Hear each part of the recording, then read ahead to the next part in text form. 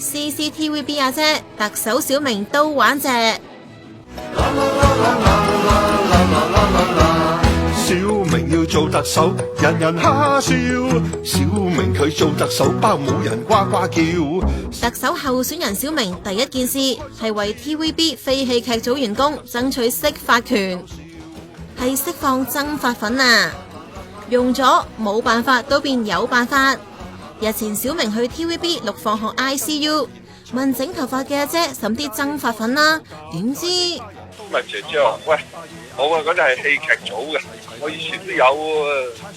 冇啊，嗰啲係戲劇組啊，即係你唔係戲劇組咧，就冇得用噶啦。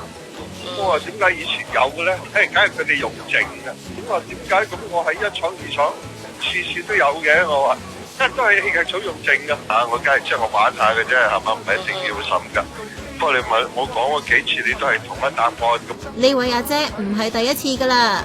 實有人聽到噶，但係而家可能冇人咁講噶。於是小明向 TVB 高層投訴，話資源分配大細超。我喺 TVB 拍咗20年嘢啦，係嘛？即係如果我都係咁嘅對待其他兒童組嗰啲小朋友啊同事，係仲難堪。即係我只係為唔係戲劇組嘅人，我覺得，真係好冇癮啊！但係我對我係冇乜關係嘅。睇重戲劇組無可厚非嘅，但都唔可以當其他組死噶嘛。呢度人人有得揀，唔係瓊交金曲咁荒謬。